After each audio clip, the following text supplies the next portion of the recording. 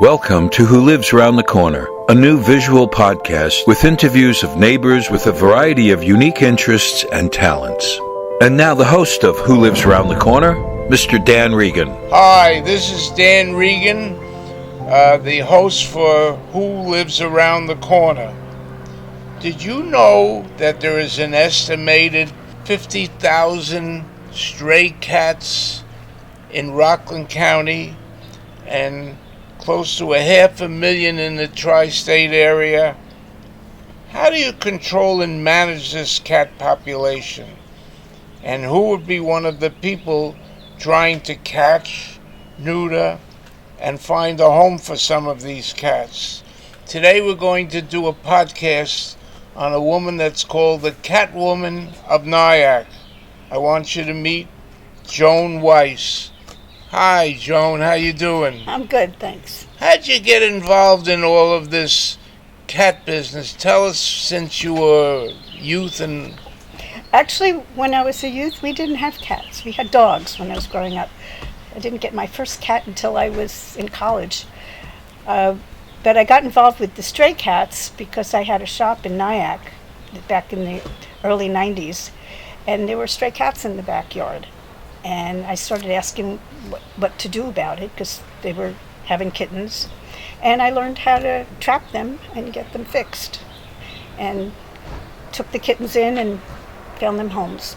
Joan, what techniques do you use in capturing these cats and getting ready to be neutered? Okay, well, some cats are very difficult to trap. They're very smart. And they're like, I'm not going in that trap. We do something called trap training, where you set up the trap where it's not going to go off and not capture the cat. And you start by putting food near the trap, and you slowly move it in to get the cat used to it. And so then by the time you're actually ready to catch it, it's very comfortable going in and out of the trap. Now that can be done with the Have a Heart trap. There's another company called Tomahawk that makes really good traps. True Catch. There's lots of different companies that make traps. There's also something called a drop trap, which is a trap that they go underneath rather than in a tunnel. Those are kind of tricky to use, and not that many people have them, but if that's needed, you could go on the Facebook group I was talking about, the Rockland County Cat Parents, and some people on there have those traps and will help people with that. After the cats are captured, what's the next process you do with them? Okay, well, it's very important to have a plan before you trap the cat, because you need to know where you're going to bring it. So you should never just trap a cat, because unless you know where you're going to be bringing it to. Some people can bring them into their homes in a cage, like a dog crate. You could keep it in your garage or your basement, or sometimes spare room. And that's something that a lot of people don't want to do, and it was a great need for it.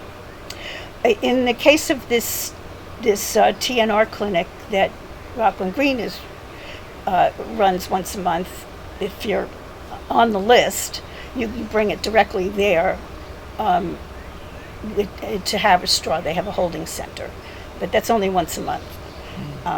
So you have to have a plan.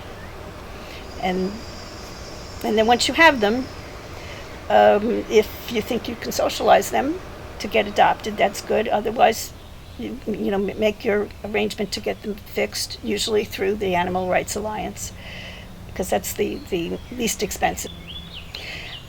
There's a lot of people that don't like having feral cats around. They don't want them coming into their yard, and they think that somehow they're a problem, because sometimes there's a lot of them.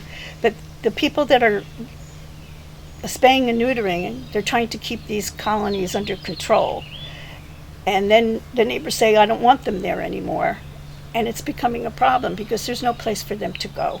You can't really relocate a feral cat because they will not know where to eat. You got to open a cat house or cat hotel. Well, that would be a sanctuary, which right. And there are some upstate and here and there, but they're very expensive to get the cats into.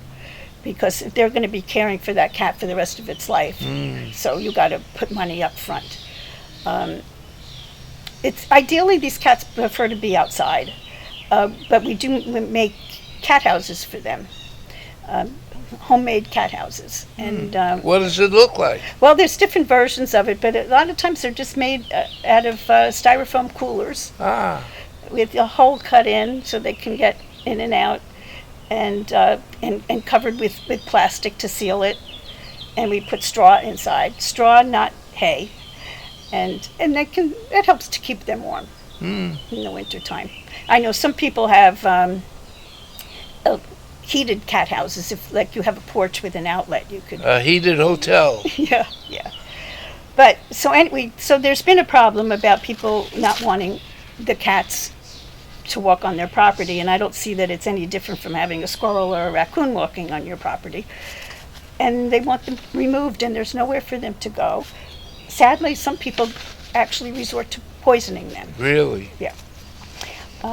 Or there's companies, exterminators, that come and trap them and illegally relocate them. You're not allowed to relocate wildlife or cats, because basically you're sentencing them to death because they don't know where to eat.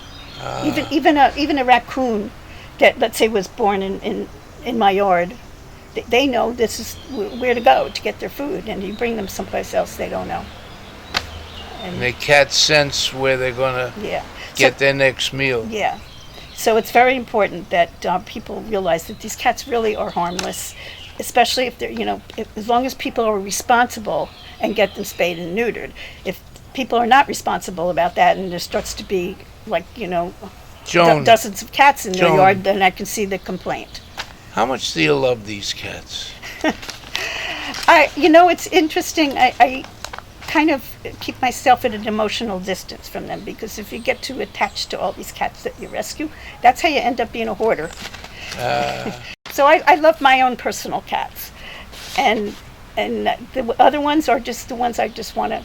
How many cats do you keep personally? Personally, I have 3. What's their names? I have Gus, who's my oldest cat. He's about 17. And I have Moose, who's 15. Wow. And I have Vixen, who's about 15 also. They live a long time. Some of them, I've had some die young. Just like with people, they can get cancer. All kinds of things can happen to them. Yeah. And the cats that go out, people let their cats go outside, and unfortunately they're subject to getting hit by cars. They're your family, children, and grandchildren. Yeah. Well, bring us up to date about what you're doing now to help the cat population in the tri-state area. Well, Rockland Green, who recently took over the county shelter, which used to be Hightor, it's now called Rockland Green Cares.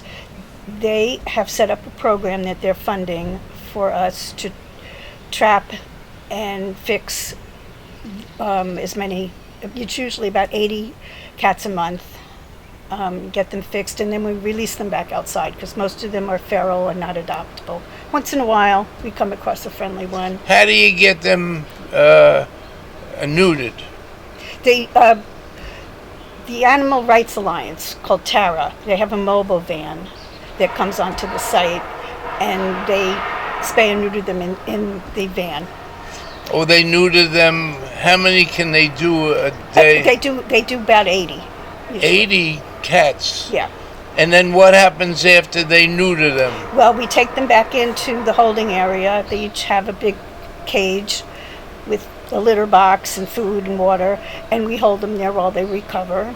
And the boys usually let back out the next day. They recover very quickly, and the girls usually a few days later. I understand you have a secondary life in Broadway down in New York. Tell us a little bit about that. Well, I used to be a dresser on Broadway, and now I'm sort of retired, but I work at Wicked, the musical, 1 day a week. Wow. Doing maintenance on the costumes. So you do the sewing and keeping the inventory and everything Well, I don't take care of the inventory. They just give me a project, which For me, it's usually taking care of the flying monkey wings. Flying monkey wings. Yes. If somebody wants to donate to your cat cause and the organizations, what do you recommend? Well, they can donate to Four Legs Good, who runs the shelter. They can also donate to Care About the Strays. There's two Care About the Strays. There's one in Westwood, New Jersey. That one's called Caring About the Strays. The Rockland County one is Care About the Strays, doing business as Cats for Adoption. You can find them online and donate to them. They don't have a shelter. They work out of their homes, where we ask people to foster kitties. And that's something that's very much needed. If anybody ever wants to foster a cat or a kitten, they can contact either Four Legs Good or Care About the Strays. And Joan, I want to welcome you to our podcast and to your wonderful world of cats, and you're doing a great job. Thank you very much for this podcast. You're a constant delight. The Cat Woman of Nyack, Joan Weiss. well, thank you for having me. If you have or know of a neighbor with a unique interest or talent, please get in touch with us with their contact information, and please include their unique interest or talent. Email us at wholivesaroundthecorner@gmail.com. Goodbye for now. Thank you for joining us for this edition of Who Lives Around the Corner, a new visual podcast of neighbors with a variety of unique interests and talents, with host Dan Regan. Brought to you by Rockland World Radio and Modern Metro Studios.